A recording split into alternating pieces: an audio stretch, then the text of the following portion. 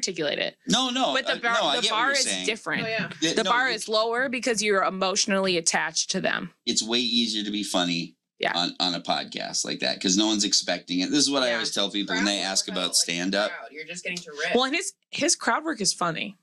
Yeah. But I think most comedians who are decent can do really basic. Yeah.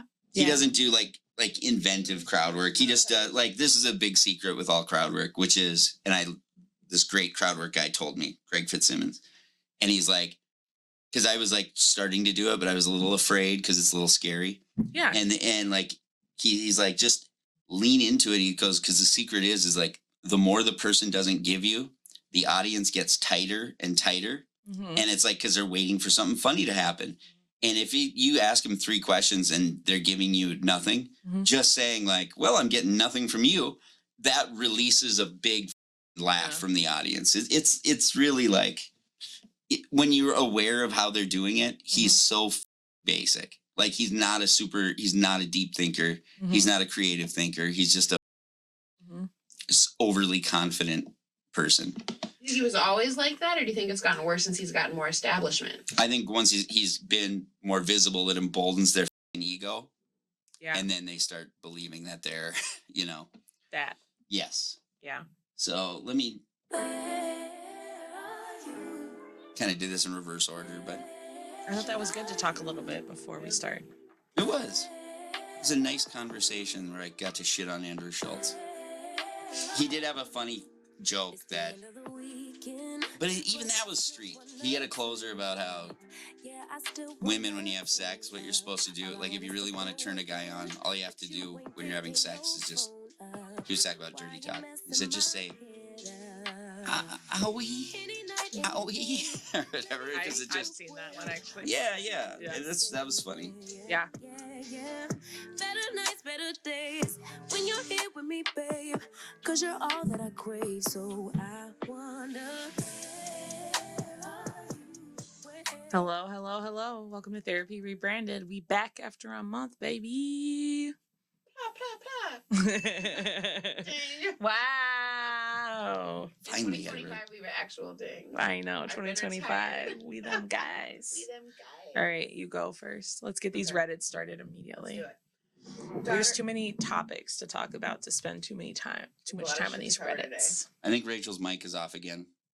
Or if not, speak into it, please. Can you hear it? Did I press it on accident? Yeah, but you still have it like far away from you and your head was turned the other. Sorry, guys. I'll never get this right. I'm just the consistent one. Okay. We're used to it. Daughter attempted suicide. Now she's on a 72-hour hold. This past weekend, my adult daughter took a bottle of Ativan. Is that a sleeping pill? No. What is that? It's like Klonopin. It's an anti-anxiety med that's abused all the time. Antipsychotic, right? No. She's always lived at home. Life has been overwhelming for us all due to caregiving responsibilities with the grandparents. I was at work and my husband called to tell me she had texted him that she'd taken the pills 45 minutes prior.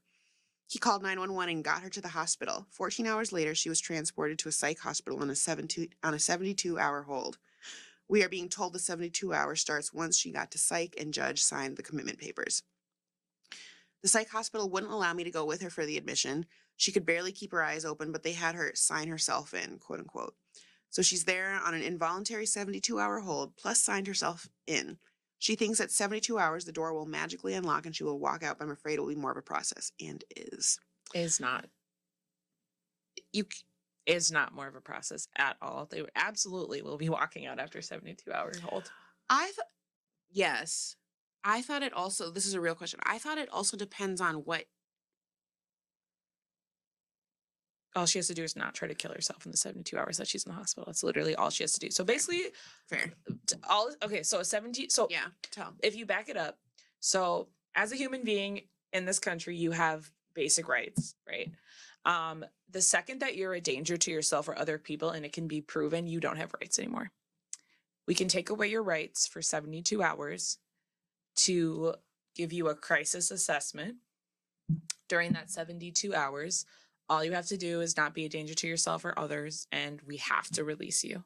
The hard thing about the 72-hour hold is that it doesn't count on weekends or holidays. It's like jail. So like if you go in on Friday, until Monday. Your 72-hour hold doesn't start actually until Monday. Oh. Your hold doesn't start till Monday. You have So to you're stay there in the till hospital. Wednesday. Yes, you're there till Wednesday. If somebody wants to Interesting. keep somebody longer than 72 hours, they have to start the commitment process. So they have to go back before a judge and petition to put you on a mental health commitment. If they petition to put you on a mental health commitment, you'll have a preliminary hearing where they'll decide whether or not you're a danger to yourself or others. And then they will either decide if you have to wait in the hospital until your second hearing or if you can go. I've only seen somebody be committed who is either in active psychosis, active mania, or I have seen somebody committed who is like killing themselves with substances, but I've only seen that in minors. I'm not saying they can't do it to adults. I've just never seen it with an adult. Can a doctor override something if they're seeing other things other than intent? What do you mean? Or like, how hard is it to manipulate? Yeah. You know, to like If hold you're the the person there doctor longer. or the If you're the person. doctor. Yeah. Very Like if you're hard. the caregivers. Really? Very hard. You're risking your license. Yeah. Really? Yeah, because often people will complain against you. So like Yeah. when you get a complaint, like the board keeps that complaint, and you have to get a lawyer to get that complaint taken off, and you have to demonstrate that that complaint was inaccurate. You have to prove it. Oh, So, wow. I'm glad to hear that, actually. Yeah, I think it's a good thing. But it also sucks for the doctors because like the No, it is a good complaint thing. doesn't have to be valid to be on your record. Mm. Have But you ever seen someone released that you felt like this is a mistake? yeah, but they said all the right things, so we can't keep them. Okay. Yeah. It's just that easy. Okay. It's literally that easy. That's why I'm Somebody like, this talks about that mom here, sounds too. like enmeshed and a little codependent. Like, what I mean by enmeshed is like the mom can't tell the difference between her feelings and her daughter's feelings. Mhm. So she's like having all these worries as if she's the daughter. I think she's kind of worried about the wrong thing. She's worried about her daughter having to stay in the hospital longer and be uncomfortable rather than the fact that she just tried to complete suicide And needs help. and like waited 45 minutes. So that means she probably like, it wasn't immediate. And she often, people who are serious about trying to commit suicide, if it wasn't immediate and they start having pain or they start Googling and finding out like, oh, I'm actually not going to die for 3 days because I'm going to have liver failure, like Mhm. those kinds of things, they go to the hospital. They don't They're wanna like, die I like don't want to that. go out like this anyways. Mhm. I'm scared now. Maybe I want to live. Yeah. So this mom is not helping by being like, Enmeshed. everything's wrong. Oh my God, don't sign these papers. And like, she didn't sign herself in. It's an involuntary hold. So when you go to the ER, if the only time they put you on a hold is if you're going to harm yourself or somebody else and you're refusing to stay. If you stay That's it. willingly, That's it, you yeah. won't go on a hold. That's what So it is. in Okay. theory, like let's say you went in on a Friday night and you were like, I do not want to be here. You are better off spending the night in the hospital and demonstrating that like you aren't going to harm yourself or somebody else and that was just a moment in time Mhm. and checking out than you are trying to leave right there in that moment. And so like it's a touchy situation about being held for 72 hours. Like I know that sucks. Yeah. But also while you're held for those 72 hours, they can't force you to take medication. Mm-hmm. They can't Sure. force you to do therapy. Like you're literally just being watched. If you don't want to engage in treatment, if you don't want to answer the questions, you don't have to do any of that. And the worst thing is, this is a little bit tongue in cheek, but you might come out with some skills. No, you probably won't. You probably won't. Nobody who gets put on a hold ever gets anything good out of it except It's maybe true. sobering up. Yeah. Like, because they're so mad that they're there. Yeah, you can't get past it. What is the threshold to actually get put like in the hospital on that? Or A danger to yourself or others. Okay. So like And how's that defined, I guess? That's why people don't. she tried to kill herself, so she's a danger to herself. I know that for that one. Therapist. So I'm saying when I think of parents who over police things or who decide that their kid is a druggie who can't, you know what I mean? Like, does that get abused? you're not going to get put on a hold because you're on drugs. Yeah, no. You can't get put on a hold because you're on drugs. You can get put on a hold because you're on drugs and you're trying to kill yourself or other people, but you can't get Okay. put on a hold just for being on drugs. Which A is why, parent like, can't say parents- he's going to kill himself with No, heroin, you have right, to say or it. whatever. You have to Okay. say it. Yeah. You have to say you're going to kill yourself. So like, for instance, if somebody was on a mental health commitment, let's say they're like using heroin, the only way that the mental health commitment would be supported is if there was tons of evidence that their heroin use like is going to kill Impacted them them, yeah. faster than just overdosing. Like something's Okay. going on. Right. And like often that is what's happening with adolescents who are doing drugs. Like they're crashing cars, they're Right. trying to kill themselves. Like they're not just using and functioning, most people, especially not a 16-year-old, 15-year-old. Yeah. Anyways, so she said, has anyone else dealt with this? Do you want me to read the rest of it or no? Yeah. That wasn't, yeah. The psych hospital wouldn't allow me to go with her for admission. She could barely. Bleh. She thinks that the 72. We read that too. Has anyone else dealt with this? She is scared as anyone would be with her freedoms being taken away. Her psych doc requested a specific unit, but there ended up being no bed, so she had to go. She had to go to an acute unit with an active psychosis patient. So even talking to her on the phone, I can hear the fighting and yelling in the background. So you're scared. I'm such a quote unquote fixer. I just want to fix it all. But she's an adult and my hands are tied while on the hold. Any idea how long a patient stays after suicide attempt? They told you 72 Yeah, I was hours. going to say, they just told you, sis. Well, there's clearly this belief that it's not going to be over after this. Yeah. This is white privilege shit all over like crazy. It's yes, but I think it's also, this is how a lot of people don't know. I think clearly I don't know. Are white people forced to caregive their grandparents? Oh, I mean, yeah. Like, I mean, I'd say that's common. That is common? Okay. Yeah. It's just so fucking expensive or whatever. Yeah, People it do is. that. Yeah. We've arranged for partial hospitalization and a psych appointment for Thursday of next week, so there's an aftercare plan in place. My heart is in knots and I've cried all week long and also prayed for wisdom and peace. Pray harder. I shouldn't have laughed. I want to fix it. My husband is going through the quote unquote what ifs. We are both so grateful we aren't planning for a funeral. Also, any suggestions to proof our home? I need to order a lockbox for her medications. I want to clean her room, but hate to invade her privacy any more than I already have. Please don't clear your room. Yeah. Essentially, I feel like all the other responses were Well, actually. can we not read the responses? I know, sorry. This is where you do this thing where like you I feel like you go to the comments and then you like read all the interesting things that could be said. What is know. your initial response to this? My initial response is I just feel sad for them. Like, what a fucked up situation. But For who do you feel sad for? I feel sad for the daughter because I don't know. I get the feeling that her parents are like surprised by this, which I think is also common. Parents either are surprised or in denial, I feel like, about what's going on with their kids. Even though she's an adult. I feel like you're coming in and out on the headphones. Even though, can you hear me now? Yeah. Sorry, guys, I'm moving a lot, which is what I always do. Also covering your mouth. Yeah, you were Physically really covering your I'm like mouth. moving a lot and covering my mouth.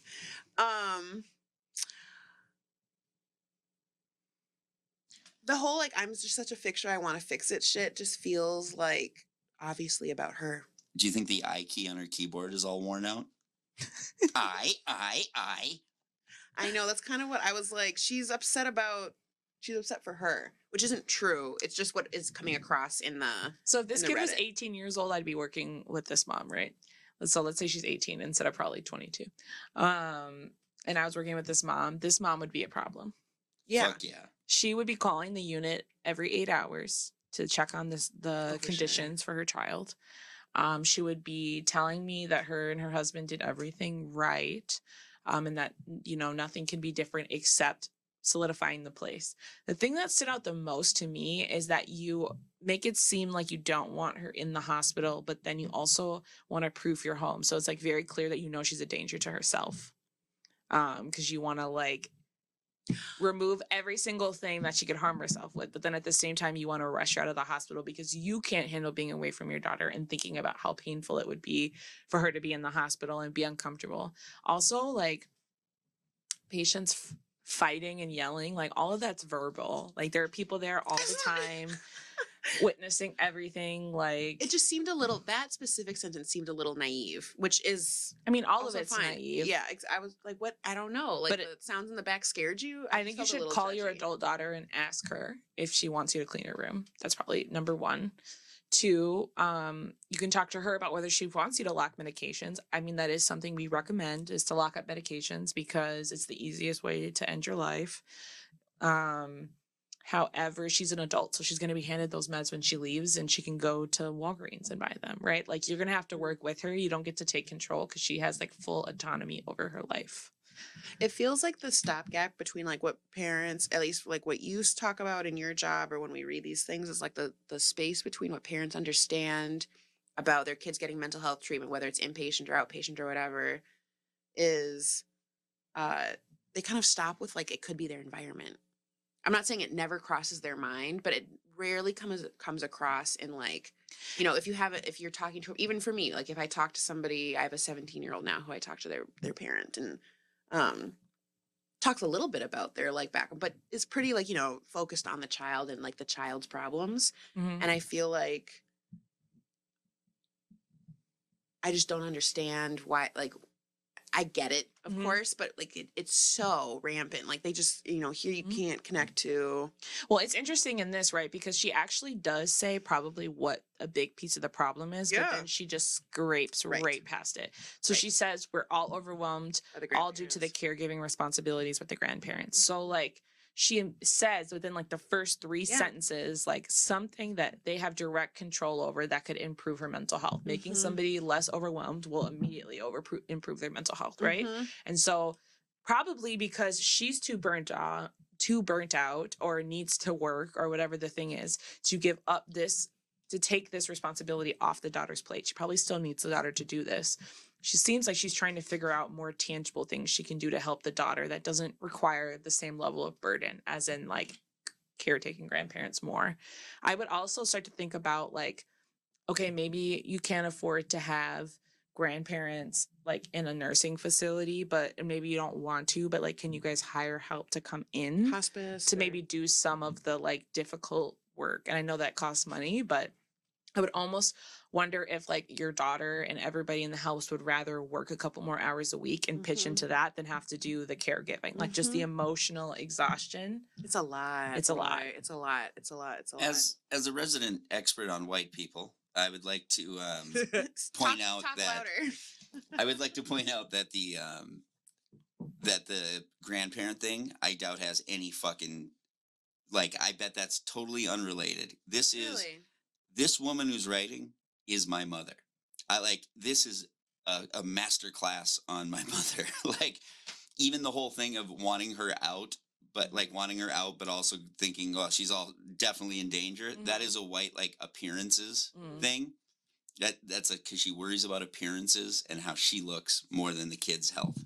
It's so funny because I think everybody takes their own perspective and runs with it, because like I read this actually as a non-white family, as like an immigrant family, which I know that the writing isn't probably Wow. accurate to that. Yeah. But I read this as an immigrant family because only, and this is my personal experience, I've only seen like immigrant families, and yeah, mostly immigrant families, like caretake people like all the way to hospice in their house and like do those kinds of things of like this cultural collective experience of like sacrificing for the older generation. So when I think about it as like just like a middle class white family, then I think of Gabe's stuff. Like, yeah, this mom is I'll fight you to the death on this one. I like you. I am just certain for whatever reason, but yeah, you definitely could be right.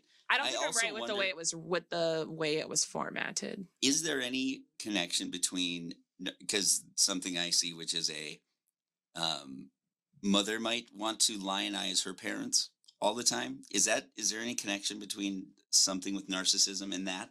What do does you mean lionize mean? Lionize, like make them legendary, like make them like Put them on a pedestal? Pedestalize them. So like she would probably watch them in the room, or that she would not do for my dad's parents. Huh. I feel like that's a like Gen X boomer thing, and and it's not Gen X like your kind of Gen X, because I think Gen X is split. Like I think there's some people in Gen X who are like individuals, and I Gen think Y. Thank you very much. What is Gen Y? I don't know, but it's younger than Gen X. I didn't know there was a Y. I thought it was X to millennial. That's what I thought too. No, like I mean, really, they used to say that, but I don't fucking know. I don't even know what my sign is. You're old. You're Gen X. Okay. I'm saying you're Gen X. You're the same age as my mom. You're Gen X. Yeah, you are. She's 47. How old are you? God damn it. Yeah. Your mom is 47? Yes. There's no fucking That's way. insane. Yes. That's why I'm like, she's Gen X. No, she's not. She's 47. So, and I'm stuck with her. Your mom's a young woman. That's because she looks so fucking good. That's why. Yeah. Anyway, continue. Gen X, there's a lot of Gen X and then all the boomers who like did all of this stuff out of responsibility for their parents. And so they have to like make their parents bigger than life, because why else did you sacrifice your happiness for most of your life except that your parents are awesome? Like, what would be the other reason? Ooh, speak on it. I am Gen X. And Thank you. Mhm. Because me and my mom argued about this because I said, Mom, you were a millennial. You almost were a millennial who had a millennial baby, and she wanted to strangle me. She's like, we are not the same generation. But close. And we're not. But yeah. So I don't know. It gives that. I think people who sacrifice their own happiness for their parents often try to either make their parents into the worst thing that ever happened to them, and they just have to do this, or they were the best parents ever and they deserve it. It's an extreme either way. Yes. Yes. Yeah. Mhm. They That's have to my make some opinion. sort of concession. Maybe your mom, because she's narcissistic, just wants to feel like she comes from an amazing lineage. That's I would just say every story involves just like this whole Yeah. thing. This is why it's so my mom. This whole like I'm just such a fixer. Like even her flaws are positive. Yeah. You know what That's I mean? not positive, Like though. I'm such a fixer, but it is in their head. It is in their head, but it's Mhm. not. What men I'm just say that always too doing and think so it's much for good. my family. I'm Yeah. just always like, yeah. She's a martyr. Yep. Martyrs are the worst because they die on hills nobody asked them to. Oh yeah. All Oh the time. yeah. All the time. Absolutely. Nobody Like asked that you to is die like on the this hill. truest We'd thing. actually rather you not. We'd rather you not. Mhm. All the things I ask you to do, you don't do. So I don't know why you're dying on this random hill over something I didn't ask. You could literally never make another meal for me again. I wouldn't care. Like, just all the things, you know, like All the they just love to things. die on the hills. But I did this for you. But I did this for you. Okay, but what I really wanted you to do was this other thing, and you said no, and then you just made up this other thing to do for me. Thanks, Mom. That you were more comfortable with. Yeah. I always have parents who are like, their kids asking them, like, you know, something really hard to do. Like, I want you and Dad to fight less in front of us, right? And Yeah. instead they like go hard on something that doesn't matter, like helping them with their homework. I'm like, this is okay. Oh, even the grandparents thing to me, that's like what my mom would do. Like look for something that's a general. Well, we are all going through like a lot with this, and it'd be like, no, it's because you fucking, you know what I mean? Yes. Yeah. Mm-hmm. What are these comments? Let's see. Yeah. I think the first one wraps it up. I've been in your daughter's position. Your daughter doesn't need her room cleaning or her belongings pawed through to any person. That would be a violation of her safe space. Do you need to order a lockbox for her medicine? Is that something the hospital has recommended? Because if that is something you think you can do to control the situation, it won't work. That's so weird. Yes, the hospital does recommend it, but it's because they're covering their own ass. Yeah. What you can do is look at her home situation, say you are all overwhelmed in the caregiver situation. This is obviously affecting your daughter and making her feel like this. Work on that instead. Look at funding for nursing homes / hospice, etc. if they live with you. Look at grocery delivery services and home help if they don't. Stop the home being so overwhelming. Find a way to take the pressure off and show her that's what you're doing and trying to do. I also, you know what, I love this. Do you think she went to Reddit before she asked her daughter? Do you think she went to Reddit No. No. No, that's before what she asked her that- daughter what she could do? it feels like panic. Like, This thing feels like she was like this. because if she's a fixer, she's probably embarrassed to say she doesn't know how to fix it. So I'm just curious if she went to Reddit to ask how to fix it instead of just asking her daughter what she wants. And did. I don't know. Or she said something to her daughter about what she's gonna do. Daughter just lashed out at her like fucking crazy, and now she's going for validation and This failing. is a full projection game. I know it is. But I'm right. You're It doesn't probably mean I'm right. wrong. You know, that's right. Yes. So awesome. All right, let's go to the next one. Am I the asshole for telling my wife I need her to back up my parenting? Stop. Do you think people ever just say Ida? No. Okay, I do in my head, but continue. Hold on, Aita? Am I the asshole? Oh, Sorry. okay. Boomer shit. Not a-holes here. We'll see. I, 29 male, have 3 kids. My oldest daughter will be 5 in April. My son is 3, and I have a newborn daughter who is 2 weeks old right now. Y'all are in the trenches. People writing Reddits. They're outnumbered for the first time. Being outnumbered is Yes. not a joke. Not No. a joke. Not a joke. My friends who've gone from 1 to 2 kids, not a joke. Not a Because joke. They're like, you go from being able to be exhausted and hand off the kid to now you're like switching kids. Yep. You might Like as well they're- go to 10. Yeah, like it's 2, 10, doesn't matter. It doesn't matter. Yeah. I feel like 3 is worse than 2, but I could be wrong. I tell it to couples that I work with, like, you guys are in the throes of the worst part of your life. When I meet families who have like 5 kids now, I Yeah. don't look at them as like with anything other than sort of like low-key disgust. Well, it lets me know that like kids raise kids and like you don't know all your kids well. There's just no Yes. way. It's impossible. Yes. Other totally kids agree. raise other kids. It's impossible. There's no way. No matter how little they are, they always do. That's fucking facts. I love that. The only way it would be different is if there was like a 5-year age gap between every kid, but nobody does that. And why would you? You'd be parenting your entire life. Right. Yeah. So I, 29 male, have 3 kids. My oldest daughter will be 5 in April. My son is 3, and I have a newborn daughter who is 2 weeks old right now. My oldest, let's call her Alice, has always preferred me, a daddy's girl, since the very beginning. Gabe, did you write this? She was a bit jealous when her brother was born, but ultimately was too but ultimately was too little to really understand, and it just kind of blew over. This time, not so much. Ever since the baby came home, Alice has been attached to my side, literally and figuratively. Monsters always appear in her closet whenever I'm taking care of the baby. Monsters that only I can, quote, get rid of. Apparently, I'm magic that way. Rachel, is this you? You're Alice. Really? I'm Alice. Alice wants to be carried everywhere and won't go to sleep unless I rock her in the rocking chair. When she woke up one morning and saw me giving the baby a bottle, she got upset and tried to shove her way onto my lap. I asked my wife for help with the situation. I explained that I don't want to be bad cop every time Alice is clinging to me or demanding something. Grow up, sorry. Like carrying me tantrums. So I'd really appreciate it if she'd back me up, a verbal warning, or helping me remove Alice from my leg. Damn, I didn't want to side with his wife, but I'm annoyed. No, she got mad at me. Really? No, that makes I'm annoyed. She got mad at me for this. She said that she's got a lot on her plate already, doesn't think she needs to get involved in this, and that we don't need to make a fuss over a phase that's going to go away eventually. Ooh. Oh man, I think that's bullshit. Apparently she thinks I should just handle this for myself now. Am I the asshole for asking my wife to back me up parenting? You're not the You're not an asshole for asshole. asking your wife to back you up. I understand. It's such a man.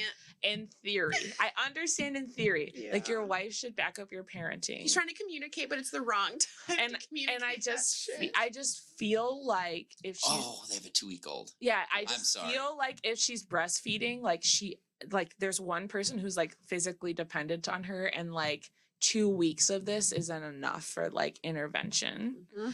I think that And she should have, and all in all the moms are gonna slap me because she's too busy, but like if she was a superhuman, whatever, like if the best case scenario and she just had the most sleep that day and she just felt the best self, she should have validated how you felt and said, like, I really wish I could help you with this, but I just can't be available for that. When I see it, I'll help.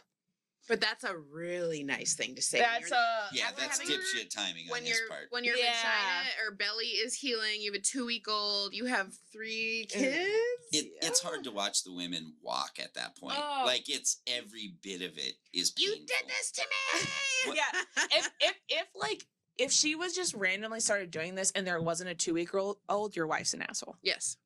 So that's what I was going to ask Yeah. you guys. Okay. Your wife's an asshole. Yes. Like Right. with a 3 and a 5-year-old, you guys both have capacity. Yes, please help me correct this behavior so that I don't have to feel the guilt of rejecting my daughter all the time. I totally get that.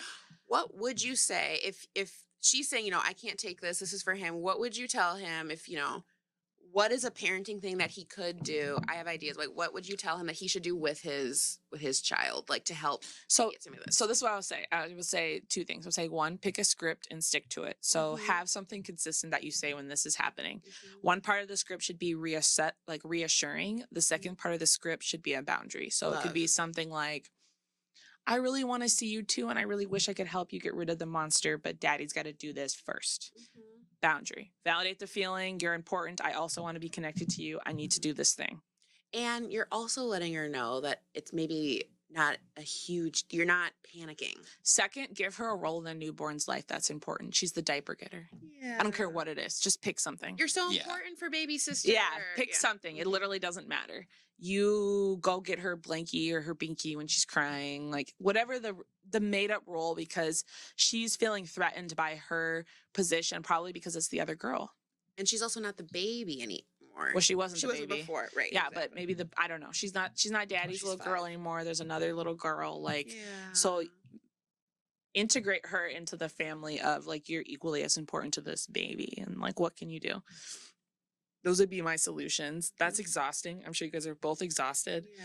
I'm sure also what's happening is like she's picking up on the fact that you and your wife are both like very stressed right now. And so she's more reactive and crying and needy because like you guys probably have less to give overall. And they usually kick into gear when that's happening, unfortunately. You can literally see parents relax when you talk to them about this is hard.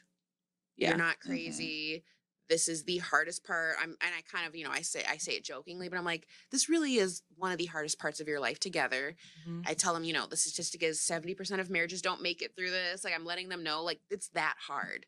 So you have to give each other that much more of a break. You have to be, Mhm. even if you don't have to be softer, you just have to know that the both of you are on edge all the time. Mhm. What Yeah. your stat there, the 70% thing? What's the time frame for that? They say it's 2 to 5, or like birth to 5, I think. Okay. Wow. It like how But crazy, how postpartum many people don't lasts, know that going into it. right? But postpartum also lasts until a kid is 7. Shut the fuck up, really? Technically, it's supposed to last until they're 7. Talk about something they need to do Isn't that education crazy? on. And that's not a toddler. That's a child in grade school. Like, that's insane. Yeah. I think the other thing, and this is the part that women feel resentful because they feel like they have to do all the emotional work, right? So the hardest part of actually what you're having to do with your daughter is that you have to stay calm while she's doing this annoying, concerning thing. And you're Yes. trying to do something important and you're trying Yeah. to rationalize out of it, and she's a child and you And- can't meet her there. Yeah. So that's the most annoying part. And so you want your wife to take off part of that burden. Come help her regulate. Because yeah. And she's probably going, fuck you. I can't. Like, Mhm. So I think like that's what the hardest part of what you're being asked to do is to like manage being exhausted and irritated and worried all at the same time, Facts. and to be calm while you're doing that.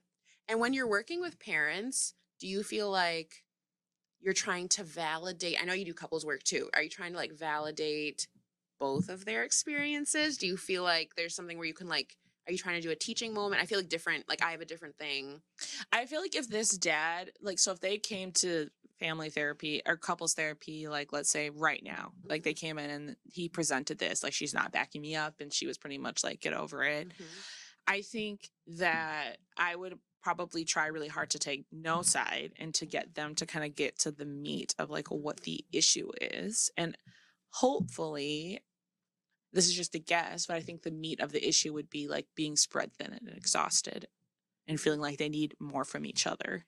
And maybe it would maybe be having a conversation about the fact that neither of you have more to give right now. And like, do you have community or other people around you that can give things? I had a session this week, and this couple has been going through, they have a 2-year-old and a 5-year-old actually. And one works and one is at home, and it's this exact thing, is kind of just reiterating that same message, is that it's really hard. Mm-hmm. And it's not to say that one of you isn't super annoying right now and the other one isn't pulling their weight in certain ways, and there are things to work on. And you're both so fucking tired. Like, they're both telling me just how, like, they're both trying to like prove how exhausted they are. And, well, I do this and while I do this. And it's like, well, you're also exhausting yourself more arguing that. Yeah. And it's not instead of like, it's not a smooth over, but it's also just, you really have to tap into like empathy, and that hopefully this is not all the time, but that this person is like on your side. Yeah. I also think too, like with It's not all the time, though. one person working and one person not, like I think both think the other one has it better. Yes. So that's Oh, a really yes. hard scenario to be in. The person working thinks like all you have to do is be home with our children. Yep. The person home with our children is like, you get to get a break from our kids every day. You get to be around adults. And you get to be around adults. You get to do your own thing that's fulfilling. And then often like you get more say over the money. Rachel's the only other adult woman I talked to this week. You're whispering. Rachel's the only other adult woman I talked to this week, is Yeah. the thing that I heard. Is that Yeah. Yeah. And then I think also there's a lot of contention around how much does dad have to do when he's home? Yeah, because he comes home and he's like, well, I worked all day and I should be able to, I want to play with the kids, but I want my downtime, blah, blah, blah. And she's like, well, I was just running around after them all day. Why do I have to keep doing it and Yeah. make your dinner and make sure the house is clean? And et He's an cetera, et idiot cetera. if he tries to do that. And he is. And And he by is. the way, like I will say, I gotta own this. I remember leaving the house like, well, hun, I gotta go to work. And I remember fucking getting out that front door and just like smiling, like Just fuck. the weight off your chest. Yeah. 100%. Totally. But that guilt did drive me when I got home to be like, Yeah. but if there was a dopey dad shit I probably did, which is like in those early days where she's so much more tuned into the baby that when shit Yeah. hits the fan, you're like, huh? Is it, should I be doing something else? And you can just tell just the act of asking is like, I also think like I think women to like there's this lose-lose for the men often because they actually like a lot often for the first year don't really want the men to do that much, but Yep. then are resentful for them because of how exhausted they are. There's But they don't actually want you to like I would guarantee that with the first baby, your wife wanted to take the baby when it was crying, no? Yeah, yeah. I mean, I think that's true, but I think what you just said is the truer thing, which is that there's this switch. push pull within Yeah. them that is like, because I felt that all the time. Yeah. And I feel like, at least in the couples that I've worked with, that there's almost like the wives or partners, moms are kind of mystified at like their husbands or partners, their counterparts. Like, when did you become this person? Why aren't you being helpful? All of a sudden, it's not like they've been dating these kind of unhelpful people, and then all of a sudden BS. everything gets.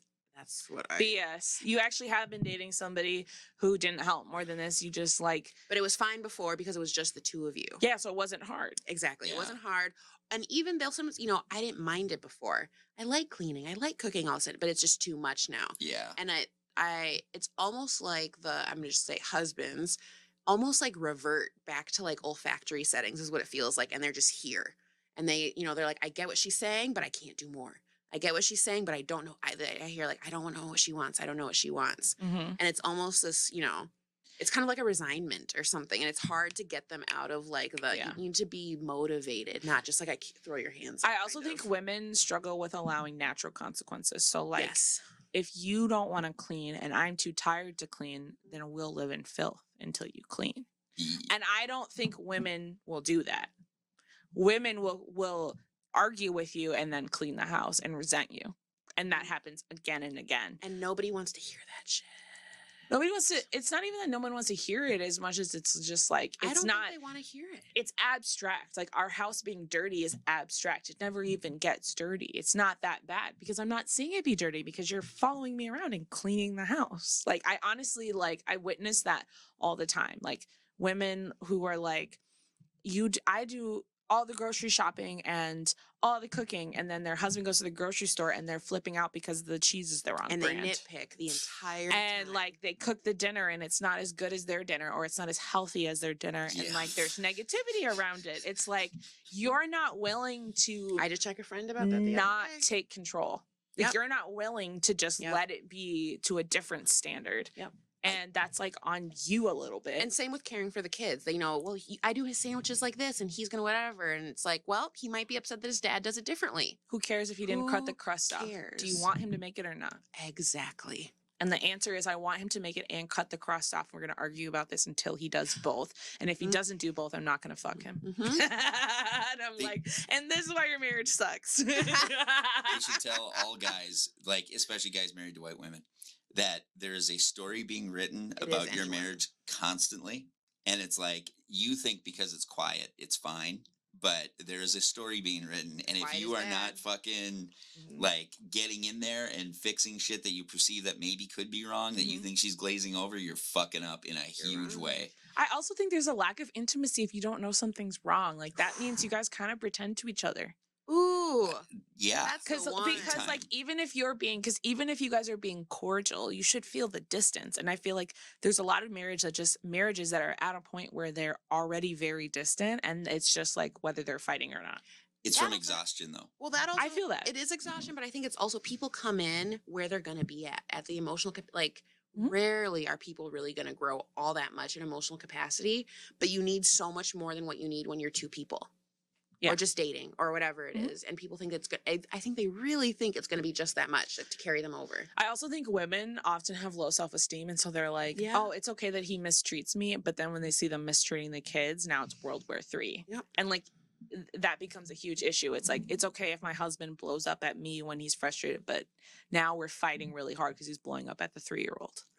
And so like, then that creates all these issues because from the husband's perspective, like, well, in our marriage, there are rules that say I can blow up when I'm mad. Mm-hmm. And then the wives are like, but you're a morally bad person and I hate you, right? And like, yes, it's wrong that you were blowing up and you were mad, but also like, there's just all of this judgment that comes with looking at the other person's parenting that I think often doesn't come into the marriage until like people are using ammunition to get out. Like while they're in Bullshit. the marriage, they're kind of like pretending like all of this stuff. They get it. It's fine. We're working through it, whatever. And then as soon as they're mentally checked out, they start like compiling lists of shit so that they can leave and Hey, y'all not better feel tune in. This is free guilty. game. Free game. This is, and everything they're saying is so dead on. It's insane. The Yeah, only thing I was gonna amend, by the way, for Yeah. the dads in that situation, like when the new baby comes home, Yeah. I think, at least in my experience, and I feel like I've talked to enough guys, that there's this thing that happens also in us where we turn to, like, the woman carried the baby. She had the baby.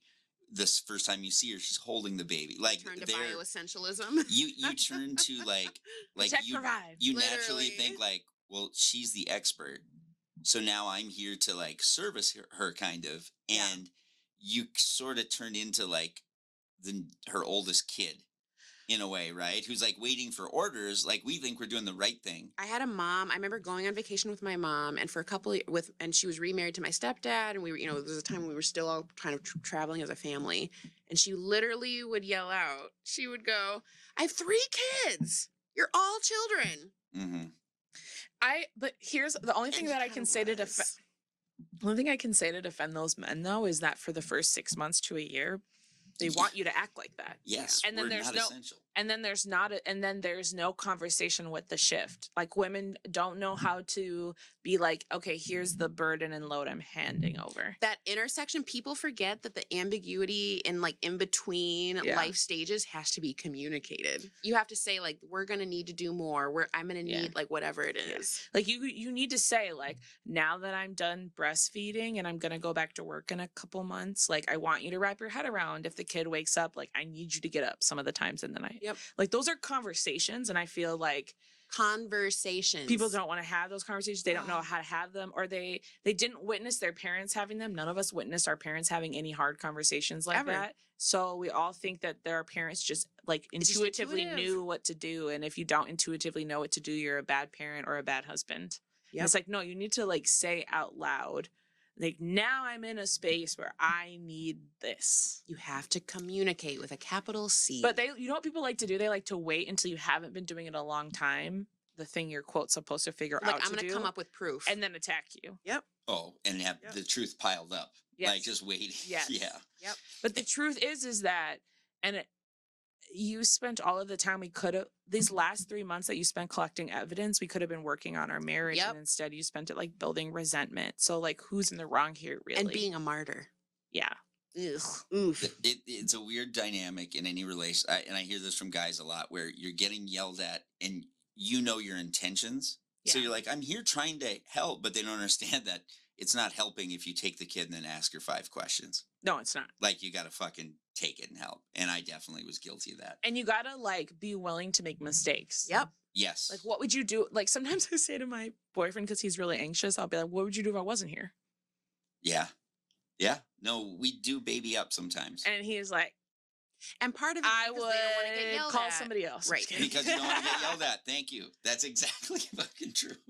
I would have called my older sister. Well, fucking call her sometimes. Let's split up the burden. You know what's crazy? I know this is totally different, but like, I don't know if we weren't on camera for this, but I slid Jave like this can because I've been struggling to open this fucking can the last couple times we've hung out, and there's shit like that I would do. This isn't the same that I would do, and I could do it, but I'm gonna do it really ratchet on my own. Like I'm gonna get Yeah. a knife and like stab it. Mm. Yeah, that's Like how we I parent could as figure it guys. out, but if somebody's here, I'm like, you're gonna do it the proper way. Like, one thing I feel like that I was taught is like, unintentionally I was taught like, well, if you can do it faster and better, it's kind of your obligation to do it. Like if it's Really? well, it's gonna take them 2 hours to do it, but it's gonna take you 20 minutes to do it. Why wouldn't you just do it? And it's like, the Yeah. only reason I can do this task is 20 minutes is because I've done it 200 times. That's your family's emblem. Oh yeah, Rachel was shocked when she met my family. Oh, I wouldn't think she'd survive. No, they were great, and they were all No. like it was like one of the best family experiences I've she's ever cried, had. She cried a lot of times. I was like, why wasn't my family like this? No, I was literally like, had don't to know what take tell like you, I had to friend. take like sorry, breaks the entire time, and it was so nice. It was so nice. It was the best. crying the whole time. No, literally crying the entire time. I'll try again next summer to the fam. The men in your life love their children. Tears. No tears. Oh. Our attentive, beautiful, warm dads. God forbid. God forbid. Um, But they were all so competent. Like Yeah, we were- competent with a capital COMPEN, like whatever the spelling is. These niggas are confident, like competent and confident in a great way. Like everybody's like, no, I can do this, but I think I could do this. Like, like helping, and everything is getting done. There was one thing that everyone had given up on, and then I came up with a solution, and like low key, everyone was pissed about it. Like, well, I called the store and they said they didn't have it, and I did the thing. Like everybody was mad that I got the gotcha. Like, That rope is still in my apartment. I saved the day. That's a big thing in my like who can get shit done. Yes, kind of thing. Yeah. Yes, we're all like that. Like she was like, you know, it was literally our last night, and Rachel was like, I'm gonna have to find somewhere to like park and do my Tesla. And like everybody collectively got up and was like, we'll find the cabin that we can find us, like, you know, like we can do the thing. And I do all that both too, yeah. uncles were one was standing outside with me like the entire time, the other one like come in and check, and he was like, I just want to like make sure it's okay. And we were like small, like really sweet stuff. But like, I remember nobody in my being family would so ever do that. insulted because I'd go like start my ex's car and pull it up and like do all that kind of shit. Yeah. And her friends' husbands at the time says, yeah, just give it a few years. He won't do it. And I was like, fuck you. I always do that shit because that's like how the men in our family are, you know, like Yeah. you just better do. put me on the inside of the sidewalk. Oh, you know what? That one was lost on me.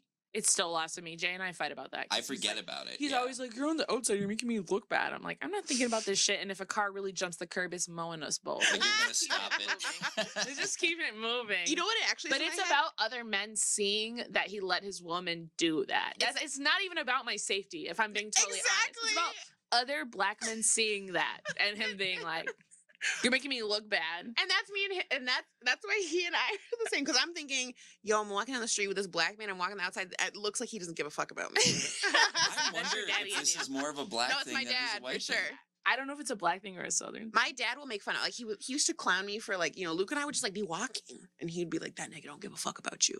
Jesus Christ.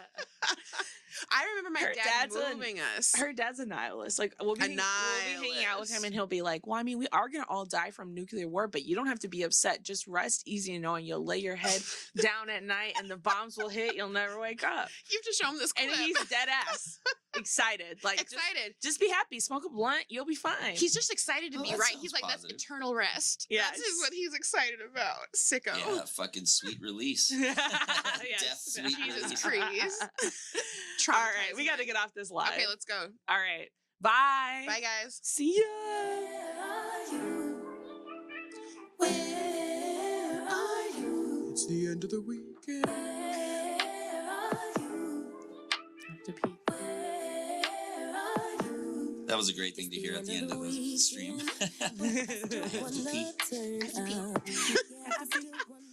I didn't know I said that out loud. It was an inside thought.